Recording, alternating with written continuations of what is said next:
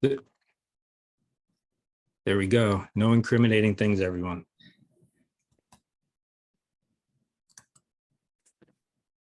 Okay. David, it's good to see your face on there. Sorry, Deepa, I don't mean to speak over you.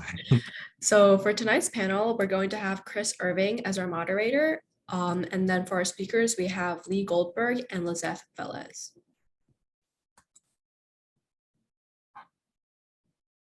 And are you ready for me to kick it off, or do you want to give another minute? Just get started? Yeah, feel free to start. All right, sounds good. First, I just want to say thank you so much for having me. It's quite an honor to be at Northeastern speaking about veteran entrepreneurship, or at least leading others speaking it. I'm not a Northeastern alum myself. I come from a Northeastern family. My favorite Aunt Judy, my cousin Rebecca. My mom was actually an accounting major while she was carrying me. So I've been to a Northeastern classes as a baby, I guess. And so, yeah, a little bit about me. So I'm Irving, co-founder and CEO of School Twist, a operating system for starting and growing after school classes. I'm a US Navy veteran. And tonight we'll have Lee give a little bit of a presentation. He'll do some Q&A. Then we're going to jump into Liseth doing a presentation, some Q&A, and then we'll have some time at the end for audience Q&A. So as we're presenting and talking, throw your questions and comments into the chat. If they're specific to either myself, Lee, or Liseth, just throw their name in there. And then anything we don't have a chance to get to, we do have a hard stop at 6:55. So we will have each of them follow up on questions that remain unanswered. Sound good? All right, Lee, I think it is all yours. Okay, do you want to bring up Thank you very much. Thank you, Chris. Thank you, Deepa, for having me. It's really an honor as a Northeastern University graduate. I'm really proud and honored to be able to be here today and to make a presentation specifically relating to veteran entrepreneurship, which is near and dear to my heart. So this first slide is all about my background and credentials. I'm just going to give you a little bit of my background, my military background first. And then I'll get into some of my experiences as an entrepreneur and turnaround manager. So I was in the ROTC program at Northeastern University, and following that, I served as a first lieutenant with the U.S. Army in Vietnam. I was in the Army from 1966 to 1968. And in Vietnam, I was a battalion staff officer during the Tet Offensive in 1968. When I came back, and since that time, I've served as president or CEO of 14 companies, including CEO of several early stage businesses. As an entrepreneur and a turnaround manager, I became involved in many different types of businesses. One early stage company was a company that developed facial recognition technology, and it targeted the use of this technology for doctors and hospitals, where doctors have access to confidential patient information. And also the technology used with banks for use with ATM machines. Another early stage company that I was involved with developed a technology for use of camera used for rear view backup for vehicles. And most recently, I was the CEO of a company that made shoe lasts for the athletic shoe industry with operations in the USA, China, Vietnam, and Indonesia. When I returned from Vietnam, I was hired by the John Hancock Mutual Life Insurance Company to manage a venture capital portfolio. The portfolio of 12 early stage businesses turned out to include 1 or 2 successful businesses, but most of the companies required turnaround management or restructuring. I enjoyed working on the difficult aspects of helping to restructure a business and pivoting the business plan to obtain a sustainable revenue model and sales growth. In some cases, this actually included changing management since we had an ownership interest in these companies. One of our big successes was a company called Campgrounds of America, which is now the largest chain of campgrounds in the country. And another success was a magazine called Essence Magazine, which is a successful Black women's magazine. VETRN, which I'm going to talk about a little bit later in more detail, is a nonprofit that trains veteran small business owners, including service-disabled veterans and family members, in how to successfully grow their businesses. And I started VETRN about in 2013, or about 10 years ago. Next slide, please.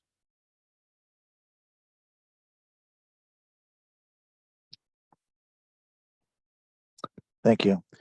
So following John Hancock, I worked as a financial officer at Stop and Shop, a large retail chain. And then I also worked as a senior credit officer at Bank of Boston. And became a partner in the restructuring group at the CPA firm, which was Coopers and Lybrand. And as a result of all of that experience, when I left Bank of Boston, I actually started consulting as a turnaround management consultant. Next slide, please. In that role, I became involved with an organization called the Turnaround Management Association, which today is the largest international networking organization of professionals in the turnaround management industry, consisting of lawyers, bankers, accountants, asset-based lenders, managers, investors, insolvency experts, and bankruptcy professionals. And I also, so I have a large network of people that I've developed as a result of my involvement with the Turnaround Management Association all over the country. As a result of my experience at Bank of Boston, I also have a large network of alumni who stay in touch with each other. And I was also a member of Association for Corporate Growth, which deals primarily with companies that are either ready for sale, mergers and acquisitions, or companies where the private equity folks are interested in making an investment, as well as being a member of the Commercial Finance Association, which is an organization that consists of bankers and lenders. VETRN, which I mentioned a little bit earlier, is a nonprofit I founded 10 years ago to give back to the veteran community. VETRN stands for Veteran Entrepreneurial Training and Resource Network, which is a 14-week program. So I'm now using my background and experience, as well as my professional contacts and relationships, to train veterans, service-disabled veterans, National Guard, and family members in how to successfully grow their small businesses. That's my background, Chris. Awesome. Thanks so much for sharing that. And so I was wondering if you had one or two ways that your military experience has helped you in entrepreneurship. Sure. So military training is all about focusing on completing the mission, looking out for your military family, and working as a team to accomplish your goals. These are the same tools you need in civilian life to become successful. For me, serving as an Army officer in combat support in my job as a battalion staff officer, it was a 24/7 job. It was all about staying focused and disciplined and doing whatever was necessary and whenever the time of day or night to get the job done. Failing to get the job done was just not an option. So when you leave the military, you lose that family and close contacts, and you need to rebuild new business relationships in civilian life. You need to learn quickly about networking with people who can help you succeed. And no matter how good you are, you have to realize that you cannot do it alone. You need a team of people around you, professional resources, and mentorship. And that's how my military experience helped me in my civilian life with entrepreneurship. Thank you so much for that. And can you share a couple of ways or a couple of challenges maybe that you experience as you're transitioning out of the service? You know, it's a very different landscape than it is today. So I'd love to hear how and what the challenges that you faced were. So Chris, and everybody present, you know, running a business is not easy. It's always a challenge. It's 24/7. Somebody once told me that running a business is like taking a tiger by the tail. You dare not let go. In all businesses, no matter what they are, experience both internal and external pressures to change. External pressures could be anything from rising interest rates to government regulation, to a change in technology, to competition, to market dynamics, etc. Internal pressures can include quality control, cash flow needs, systems and accounting needs, management issues, supply chain issues, marketing and sales needs. So there's already something going on in both the external and internal pressures. And I'm just going to go through a few specific challenges that I think happened with me, and I think are pretty generic in terms of other people who are looking to start and run a business. Finding, hiring, and training the right people, preferably with relevant experience, is today probably one of the most difficult things that companies are facing. It's expensive to find, hire, and train someone, only to find that if you made a mistake and now need to fire them and replace them, that's going to cost you a lot, not just in terms of money, but also in terms of resources and time. Another challenge is making sure the management team is always on the same page in terms of meeting the goals and objectives and in meeting the key metric targets in your business plan. Another major challenge, supply chain management. I mean, we're facing that more today than ever. Late deliveries, high costs, poor product quality, products getting just caught up on the queue, whether they be in China or on the high seas or in the ports. Supply chain management and managing your inventory is really a big issue. Ability to pass through cost increases. Cost of materials, raw materials is going up. If you raise your prices, what is that going to do vis-a-vis your competition, and will your customer accept those prices? So you've constantly got to be aware of the cost increases, and you need to pass through those cost increases in your own prices. Being overly dependent on a few customers for most of your sales. And then what happens when you have a major customer leave for another supplier because of price or quality issues or late deliveries or perceived indifference? So you have to ask yourself, what would you do if you lose a major customer? And you need to know that up front so that when that happens, the world doesn't come to an end and you've got other things you can fall back on. It's really important in that regard that you have regular communications with your customers. Another is making sure you have sufficient cash flow to fund your operations, especially funding sales growth. Sales growth consumes cash. It doesn't generate cash because as you're growing your sales, you're generating accounts receivable. In the meantime, you've got to fund your payroll and your operating expenses, and you have to wait for your accounts receivable to be collected. So being aware of change and the needing to pivot when it becomes necessary is really important. COVID-19 is a good example of that. We had changes that we had no control over. And unless we pivoted to address the changes as a result of COVID-19, then we were really going to have some serious problems. Making sure your accounting systems and procedures are properly in place in order for you to get good information. Making sure you have the right costing in place so that your margins are good margins. I'm just going to tell you one story which talks about changes that take place that you have no control over, and then that'll finish up this portion of my response to that. So in the late 90s, I was an investor in and the CFO of a company which was in the facial recognition technology business. And we decided that as our strategy, we were going to focus on doctors and hospitals who had access to hospital records because they had to be confidential. And we were going to focus on banks for use with the facial recognition technology in terms of ATM machines. We had a competitor who had the same facial recognition technology, but they focused on the bad guys because Las Vegas was interested in using facial recognition technology to identify card sharks and other bad guys who show up at the casinos. We raised $2 million of funding to help our growth strategy. And then what happened on 9/11/2001? 2 planes flew into the towers at the World Trade Center in New York. And all of a sudden, the facial recognition technology for the identifying bad guys became popular, and facial recognition technology for hospital records and ATM machines was of no interest to our equity sources. And as a result of that, we ended up selling the technology.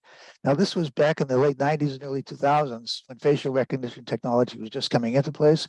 Think about what facial recognition technology is doing today. So that's basically, those are some of the issues that I faced in terms of the challenges of running a business. Those were all great. And really the initial thing that you were talking about the hiring and firing challenges, I found that fascinating. I hadn't really thought about it before, but as military service members, it's not something that we have much control over, right? We have the personnel that we have. So as you get out into entrepreneurship, you have to be far more intentional about hiring the right people, keeping them, and getting rid of the wrong people as quickly as possible. So I really appreciated that point. Yeah, and just to follow up on that, one of the things that I would say is loyalty to friends is a big issue, especially if you're new startup companies, when you tend to hire friends. A gentleman once told me, a gentleman who was the chairman of a bank called Fleet Bank once told me that he had a friend approach him and ask to be hired in the bank, and he said, "I can't hire you." And the friend said, why not? He said, because if I hire you, I may have to fire you. And then I've no longer lost, then I've not only lost an employee, but I've also lost a friend. That's a tough one. You know, say a similar thing about family, but I'm not sure about that. I think Liseth may have a different experience there. So I'm going to go right into how you've talked a little bit about how your military service influenced your entrepreneurial journey, but how did your Northeastern experience influence that? I'm sure there are many ways. If you know, one or two instances would be great. So, first of all, Northeastern has a really good business school. The quality professors who both know their subject and want nothing more than for you to do well in their classes. I majored in accounting because I thought that would be the best major in getting a good job after college. Because of the co-op program, which helped me pay for my way through college, by the way, I was also able to get a job in my major. First working at a company doing basic accounting and bookkeeping, and then as an accountant, auditor, and tax accountant for the Boston-based CPA firm.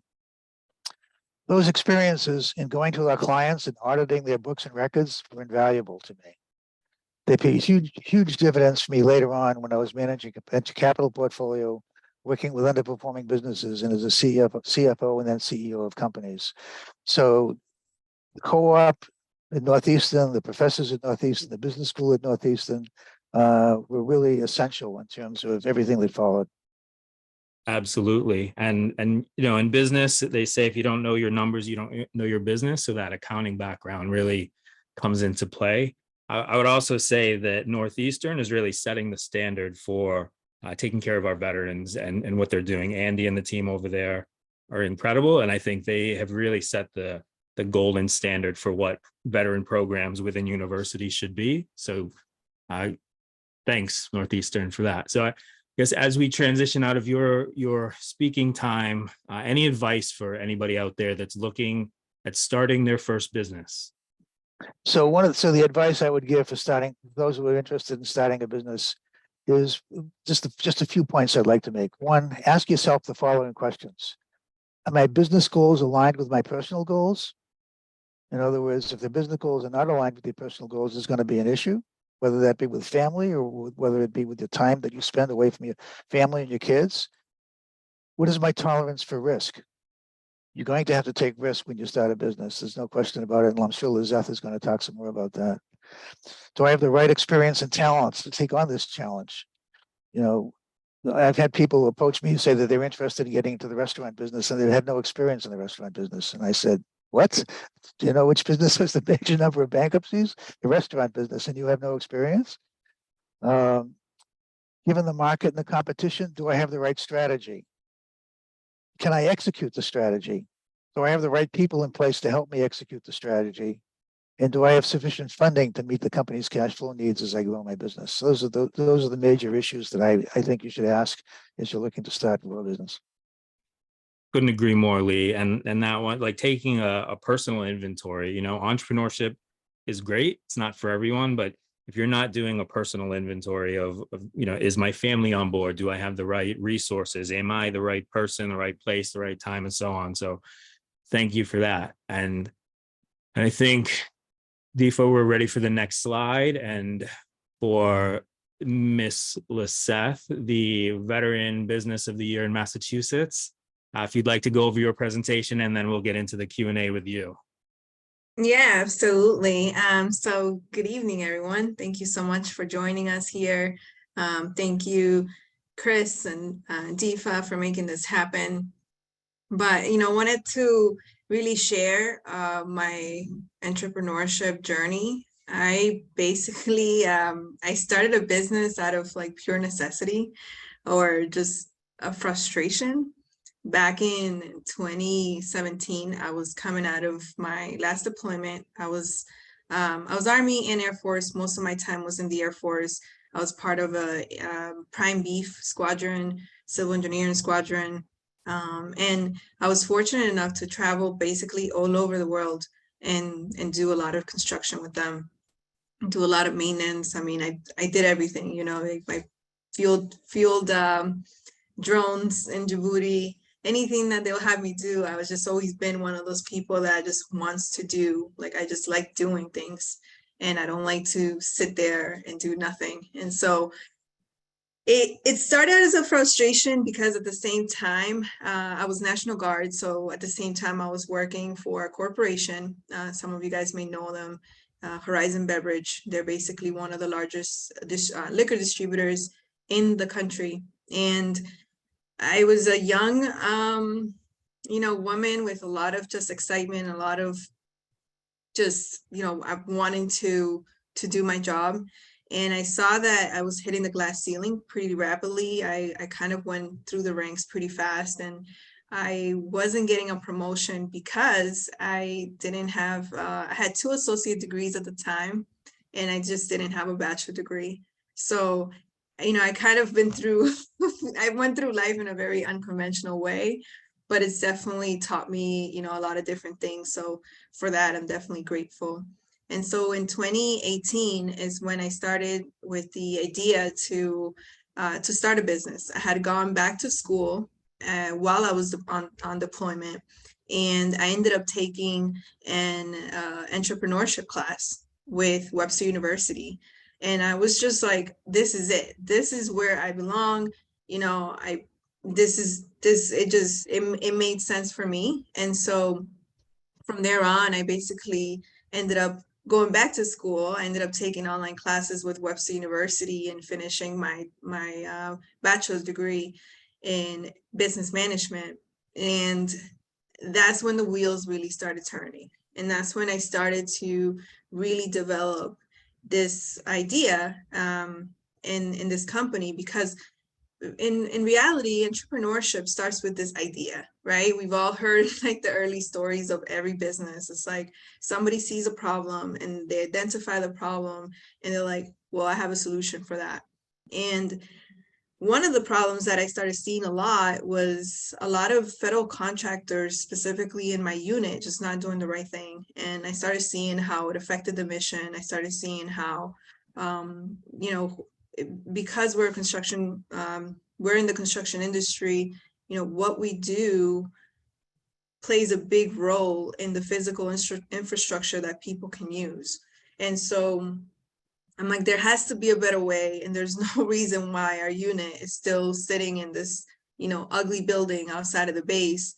And as I started learning more about, the different components, and, Lee, you talked a lot about kind of taking account of everything, right? Whether it's like resources, whether it's employees, whatever it is. I started kind of to take an inventory of what was what. And I was already in real estate. I've been an entrepreneur by heart, so I've always been in like this investment type mentality, and that's how LJV. That's how the idea essentially was created. It's LGV development because at first I was looking to do a lot more development type work, meaning I would go buy land, or I would buy, a multifamily, and I would renovate it, or I will just build in the land. And quickly I realized that you need either a lot of capital, or you need an investment team, right, that can come in and really help you with this. And so I did go ahead and I ended up renovating like 3 properties. And after a few horrible contractors, I realized that I was like, you know what, I can definitely do this better. And so that in 2019, we basically launched our construction management division. And today we operate as a full construction management company. We provide services to mostly federal institutions, but also, federal agencies, but also higher ed institutions. I'm actually proud to say that we are renovating Matthews Arena along with Suffolk Construction. And so, being part of this, even this conversation and being in the campus on a different capacity is definitely a full circle moment for us. So LJV is really here to try to do things a little bit better. We like to incorporate a ton of technology. For me, it had to be construction for many reasons. And primarily is because creating a construction company also allowed me to invite more of my immediate, the immediate people that I knew. And so like Chris and Lee alluded to, I do have around, I think I have like most of my family in my payroll, except for like one brother. And so for me, it's been a little bit different, but I would say that working with family, at least you know who you get. You know, with family, you know them, you grew up with them, you know their personalities, you know what to expect. And so it's actually been a lot easier because I'm like, okay, at least I know the devil I'm dancing with. And so I have, you know, a project manager who's been like my right hand. He basically take leads in all of our stuff. My mother and father help around as much as possible. My little brother, he also does like some light superintendent type work. So this really has just been an opportunity for me to not just create some type of financial freedom and some just physical freedom for myself. It's also allowed me to have a corporation that also passes forward some of those some of that economic value, right? That, you know, if you're a for-profit business, right, the point is to create revenues and create profit and pass some of that economic wealth to not just other people, but we also pass them on to businesses. And so that is what LGV is now all about. You know, we're running around doing a lot of construction, a lot of design build, renovations, a lot of fit ups, but our key, our primary target, and Lee, I know you mentioned a lot about, you know, knowing who, doing your market research. After we were done with our market research, we realized that there's two things that we want all of our clients to have, and they have to have a mission. So they have, whatever they do, they have to serve either people at some capacity, but they have to have some type of mission. So I'll give you guys an example. Like, we don't do any higher building or luxury type building, because it's just not our target audience. Even though we're in construction, it's just not who we service, because that's more of a transactional type thing. And then the other thing that we look at for our clients is opportunity. How much more recurring business can I gain from this one client? So that's LGV in a nutshell. And that was great. And since you brought up mom, I'll add in that she's quite an incredible cook, and I wouldn't hate if her cooking shows up at another one of our events soon. So just, you know, dropping that seed there. And I don't know if do you want to go into how you, I think you already touched on a little bit of this. So we'll do another brief how you got into entrepreneurship, and then I'll start queuing up the next questions. Yeah, and this was a very interesting question because, like I said earlier, I mean, I just chose this, guys. You guys can read it. I don't like to read off the slides, but entrepreneurship has always been part of my life, because I think entrepreneurship and like finding, like being creative or finding a solution where nobody else can see it, that is the gold, right? That is what you need to be looking for. I, fortunately or unfortunately, I was just, throughout life, I just been placed in different situations where I have had no choice but to be creative. But if anything, that's really pushed me to just think outside of the box. And now, you know, I feel like I'm this like walking, like, what if things could be done differently? And so when we're talking about, you know, running a business, thinking about the risk at all, like, if you are a successful business, that means you are a great risk mediator. You are mitigating risk from, you know, the employee side. You're mitigating risk on the execution, because if you don't execute on your products or services, then you don't really have a good business.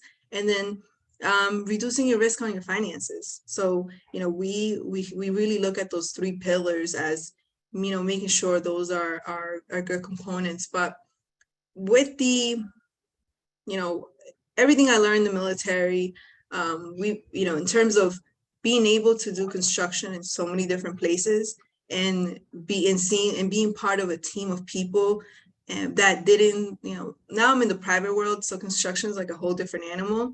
But doing construction with the military and being able to see us work as a team and the main mission was just to execute and nothing else was on anybody else's mind. It was incredible. And it really opened my eyes to be able to create a company that provided services that were very different than what the regular private firms have nowadays. And so that's actually created a ton of value for the kind of services we provide, because when you think about LJV, we're basically like a mix of military and like a corporation. And so, when I am working with like the Suffolks of the world, they've been doing things in a very successful way, right? But that doesn't mean that it's the only way. And I'm always asking questions, and I'm always asking like, okay, can we do this differently? Can we do it more efficient? Because the fact of the matter is that we are doing a lot more with a lot less. As businesses, we are taking a lot more responsibility, and especially as an employer, all of the risk is really coming back to us. So you have to find, okay, how do we finagle that? So honestly, luck, life, and just a lot of determination and a lot of passion and focus is what got me into entrepreneurship. And for resources, I mean, I have so many to name, but I was a fellow alumni of the VETRN program, so I can attest to Lee's program, where it's almost like a mini MBA. And one of the things that Lee does really well is that he keeps you accountable. As entrepreneurs, most of us are super self-reliant, but having that, kind of like that drill sergeant on top of you, I think is absolutely necessary. And, through his program, I was able to validate a lot of the things that I was already implemented at LJV, but also think about creative ways on thinking about different things. And you're right, Chris, like if you don't know your numbers, you don't have a business. And, people lie, numbers don't. But outside of, this, and guys, feel free to, connect with me on LinkedIn. I am in tune with a lot of different organizations. SBA, if you're looking to start a business, a lot of free resources, Bunker Labs, which Chris and I are a part of. VIP is the Veteran Institute of Procurement, for those that want to get into federal contracting, is extremely helpful, and they have all types of programs depending on where you are in your business lifetime. GovCon Giants, another federal contract group, and ICIC, which is the inner city intercapital program, that also offer a ton of resources. So I'll just leave this slide by saying that there's a ton of free stuff out there. If I could go back to when I first started, I would have definitely taken a lot of more advantage of some of these programs. And I would veer away from any type of people trying to sell you on things, because you could find, especially being a veteran, this community is so strong, and we literally support each other in any type of way. So if you do have any type of help that you need, whether it's legal, finances, somebody that can help you. Yeah, that's great. And I'll add in another endorsement for Lee and VETRN. It's just, I heard nothing but great things about Drill Sergeant Lee, although that's the first time I've heard him referred to as Drill Sergeant. But so you've kind of sprinkled in a little bit of how your military experience, both in the Guard and the Air Force, has influenced your path as an entrepreneur. But are there another couple examples, like things that's really helped you as an entrepreneur coming from the military sector? Yeah, I would say the biggest thing is that leadership. Obviously, I think being an entrepreneur A-type, I think I've always had like that self-reliant type leadership inside of me, but having actual tools, going through my leadership school, understanding this balance that we have to have. The Air Force, they would give us this training where you have to be physically, mentally, and spiritually balanced in order for you to be, kind of ready to make those decisions. For you to be a good leader, you have to be a good follower. And so much of that was taught by the military, right? Having to really humble yourself and and put your ego aside and just listen to things, even if they didn't make sense. It's like, okay, let me just gain this other perspective. And so I know, Lee, you kind of touch base on like work life and kind of having that alignment in your business with your family life. I 1,000% echo that.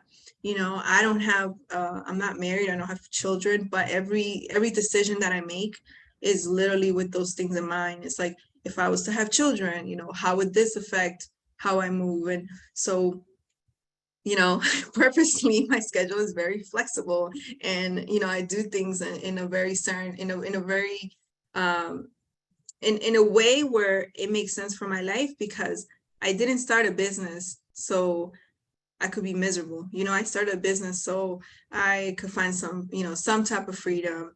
And I definitely did not want to be married to a business. I wanted to be, I wanted to be something that just brings more value to my life. So a lot of my, business plans, a lot of my strategies are all centered around, what is the cause and effect of this decision. That's so great. So many awesome points in there. And so we'll flip it to the other side. And what are some of the challenges that you saw, whether it's, as a transitioning service member, or just some of the habits that you had picked up from the military? What were challenges you faced as you branched out into entrepreneurship? So there was a lot, for me to be like completely honest with you guys. I was actually starting to use entrepreneurship as a crutch, just because I was trying to avoid a lot of different things. So what I did is that I just like put my head in the sand, and it was all about my business. And if anything, it was a little unhealthy. And I started to realize that I was just avoiding a lot of different things. And I was just kind of being, when you become like this workaholic, that you're just like work. And so I really started to take charge of, okay, this is not, first of all, this is not healthy. So being realistic with myself and saying like, what, I need to really look at other habits, and I really need to maybe look at other things. I think one of the biggest things, especially as I was transitioning out, was like going through the process and being kind to the process of the fact that maybe you're not going to be so, so nice to certain civilians, or so like amicable to certain things. Maybe certain things irritate you that, they're not necessarily like crazy, but they do irritate you. And so how do I navigate in this world and, being my authentic self while still, feeling like, I can speak up on certain things. So it was a lot of work in terms of just work on myself, work on understanding, what is it that I wanted from life. And honestly, it was almost like a rebirth for me. And, I would say now, 5 years later, I'm probably, the best version of myself.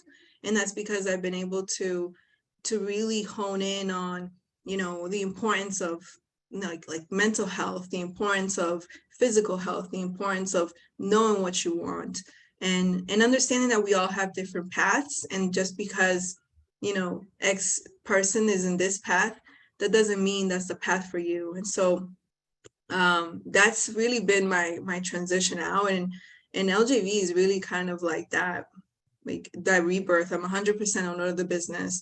It's all debt financing. Lee, if you saw the amount of debt, you'll probably kill me, but it's all been just like, okay, I'm super passionate about what we're doing here. And not for me, it's like, I know this is what I want to do. So if it fails, it cannot ever be because I didn't try, or that I didn't put the effort, or that I didn't ask the right questions. So I try to make sure I do that all the time. That's so good, and a nice lead in. So this wasn't on your pre-sent question, so I'm going to catch you on the fly here. But I know you personally. I know you're always learning. Can you share a little bit about how your pursuit of higher education? You mentioned a couple of degrees and things like that. How that's played an impact on your path as an entrepreneur?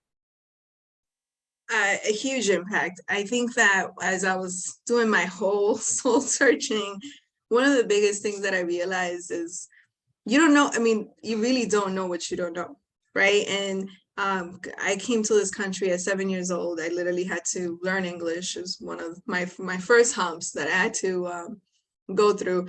At one point, I realized that you could say my name as Liseth, not Liseth. So I kind of learned how to re-say my name in a different way. But it's been and my parents come from very, like, my dad graduated middle school, just very low education. And so education, and not just like academic, but all types of knowledge, is crucial, and being open to receiving that, right? Because you could be in a classroom right now at Northeastern with a wonderful professor that is teaching you all these things, but if you're not there, if you're not engaged, if you're not actually listening to what they're saying, then guess what? You're not learning. And so education and just knowledge has been such I mean, it's also built confidence for me, right? Because a lot of I work with Dr. Dennis Rebulo, whose Story Like You Mean It. And, you know, one of the things that I'll share with you guys, one of the things that happened a few weeks ago is, you know, we're in one of our sessions, and I'm telling him, I said, you know, I get invited to these places that I'm just not comfortable. And I don't know if this is for me. I don't know if I want to be like out here and talking to all these people. I'm big on energy. So when I'm around a lot of people, it's just, I feel like energy is just being extracted from me. And so, you know, he basically broke down like anxiety into like powerlessness and like uncertainty. And then we basically created like this 4 quadrants, and it was like, what's the, you know, what do I know, what I don't know, what's within my control, and what's not within my control. And if you do that, and by the way, like, please, like, just give it a try. If you do that in any scenario that you're kind of preparing yourself to be in, you'll realize that you actually know a lot more than you think you know. And, you know, and you're actually in more control than what you think you are. And so by doing that, I've been able to just any place that I'm invited, then I'm automatically, you know, with more power, with more control. And, you know, you don't have to be in every space either. And so I'm very, you know, just cognizant of being being part of, you know, veteran type organizations, because that's what I'm passionate about. Working with veterans, working with especially women veterans, is something that I really want to try to drive. And being a big, you know, be like telling people, hey, we need to educate ourselves, right? So we can all elevate ourselves and have better conversations. And so I would say, you know, to answer your question, Chris, I know it was a long-winded answer, but education is key, right? And what I would say is you can learn it from practically anyone. It doesn't matter. I learned things from like 2-year-olds, you know? Yeah, definitely. And so before we open it up to the audience Q&A, there are likely people out there thinking about starting a business. What is 1 or 2 pieces of advice you would give them today? Is that open to anybody, or just Liseth?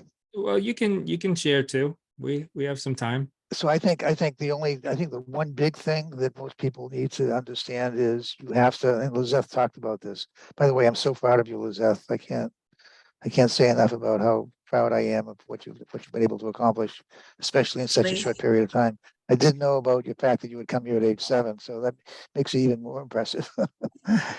But you know, you've got to be able to do the research. You've got to be able to sit down and put together a business plan and do the research of what it is you're trying to get into, and what the pitfalls are, and what your strategy is going to be, and whether the product or service you're offering fits within the marketplace, and whether that's the right market for you. I mean, you just got to be able to do the detail and understand that the more work you put into it, the more likely is that you're going to be successful. But if you don't do that work, it's going to, the opposite can happen. You can just, you know, you can go out and you can borrow money and put a personal guarantee on a loan and find that the business fails.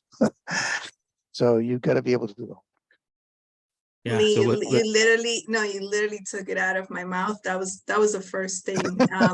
Creating your business plan.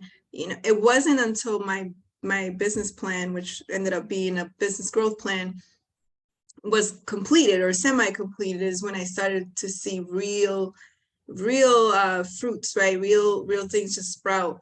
And like we talked about earlier, business is just risk, right? You're taking on so much risk, and that's why it's so stressful. So how do you de-risk that? The business plan does just that, right? It has literally every module that you have to think about, whether it's like knowing your market.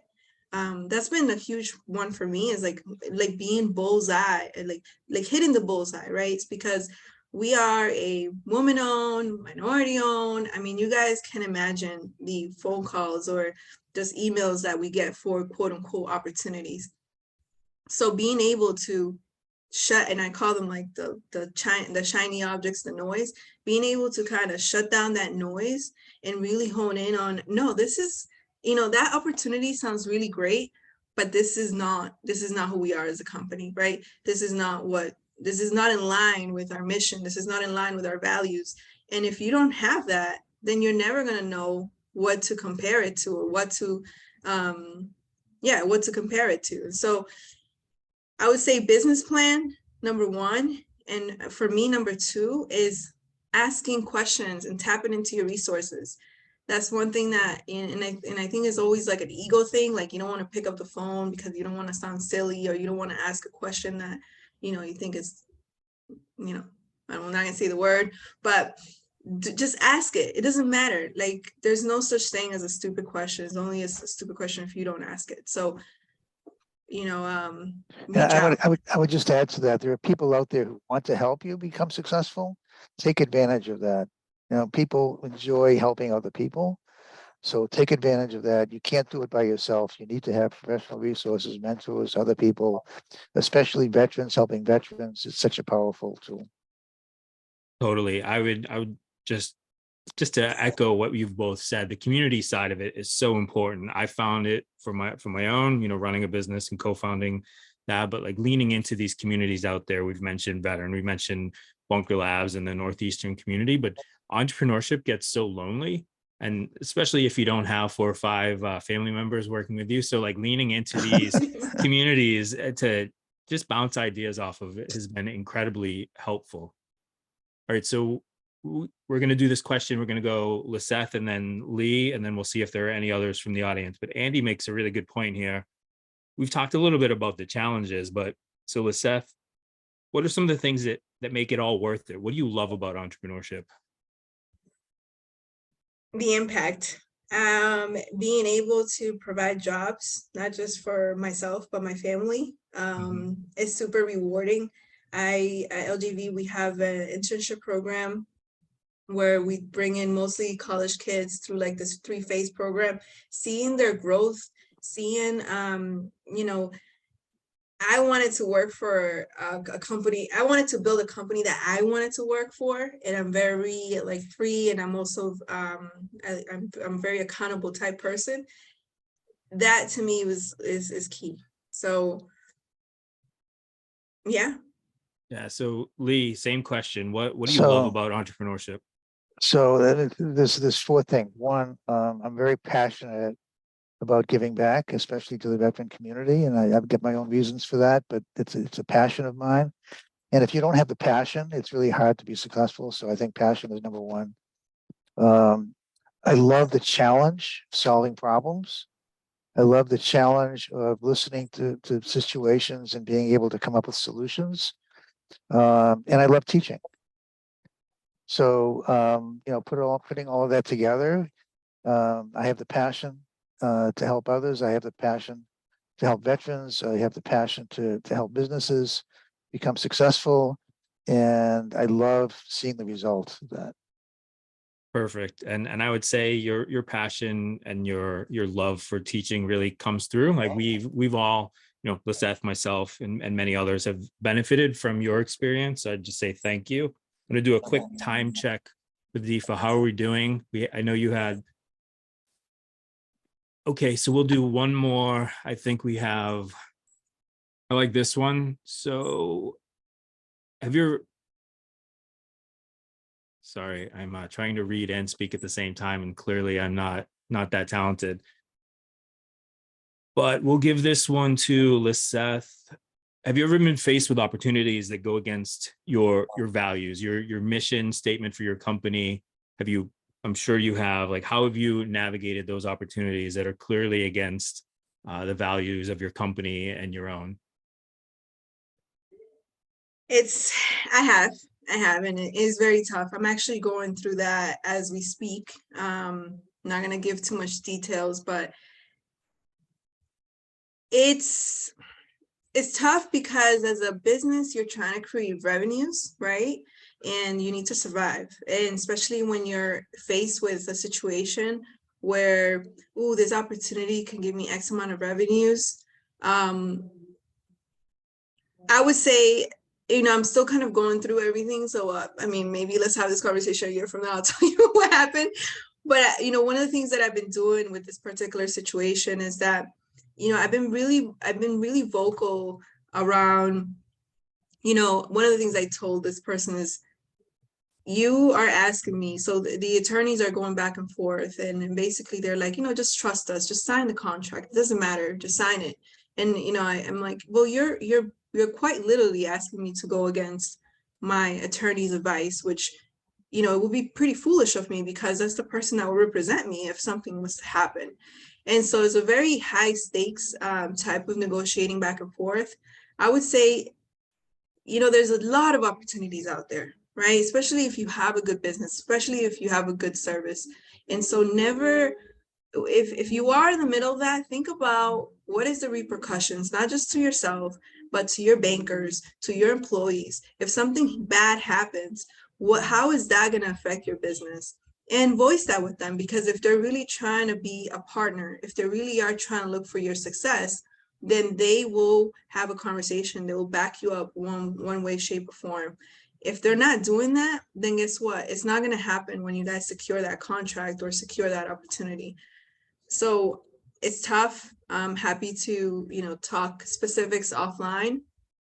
But yeah, just stick to your guns as much as possible. Lee, what do you have for that? Well, for me, I mean, I was brought up with a strong sense of values and the need for trust with people. And maybe it's a weakness of mine, but if someone breaks trust with me, that's it. And if the values are not something that I'm comfortable with because it's not what I believe is right, I'll tend to walk away. So, and I've done that a few times. So in my life, in my career, I've done that a few times with people I've lost trust and the values have not been what I believe were right. And I've just moved on. All right, we have time for one more. So Lee, I'm going to let you close us out with this one, and then I'll turn it back to Deefa. One mistake that you've made over your career, if you had a magic wand and you could go back and correct it, what would you fix? Well, one mistake, if it's a mistake, it's this is going to sound crazy, but I was once offered an opportunity to go work with a gentleman who I didn't know very well. But he called me up and he said, Lee, I'd like you to come work with me. His name was Thomas H. Lee, and I don't know if you know the name, but Tom Lee started a firm called Thomas H. Lee Association. One of his big successes was Snapple. And I knew him, but I didn't know him well enough. And when he called me, I was in the midst of doing some other things, and I just turned him down cold. And I've always regretted that because if you know the name, you know that he just recently passed away, by the way. But if you know the name, you know he was incredibly successful. Yeah, but what would you do with all that money, Lee? You just been such a hassle. So that was great one to close us out. Deefa, I'll turn it back to you with any closing remarks. This has been awesome. Thank you, Liseth and Lee. Thank you guys. Thank you. Thank you so much to Lee and Liseth for providing incredible insight into their entrepreneurial journeys and Chris for moderating. Before we go, please check out Northeastern University's Alumni Relations. Our staff is dedicated to helping Northeastern alumni, students, and parents, and we have a plethora of resources for networking, such as NU Source, which is like Northeastern's version of LinkedIn, and it can connect you with Northeastern alumni and affiliates to gain career advice, professional insight, and more. We also have a directory of businesses owned by Northeastern students, alumni, and affiliates, which you can access by scanning the third QR code, and it's called Shop Northeastern. If you have a business, you can also submit it to our directory and be eligible to tap into our exclusive networks, and you can participate in future partner events with our university. Again, a big thank you to everyone for coming to our veteran entrepreneurship panel. If you have any questions about alumni relations, feel free to contact me at d.he@northeastern.edu. And if you have any questions specifically for Lee or for Liseth, you can also direct those to me and I'll forward it to them. And that's it. Have a wonderful night, everyone. Thank you. Thanks very much. Thank you, everyone. Go Celtics. Go Celtics, right? Yeah, perfect timing for the game. Good luck, Liseth. All right, good night. Good night. Good night, everyone. Thank you, Deepa. Thank you, Chris. Yeah, this was great. Thanks, Lee. Thanks, Okay. Deepa. This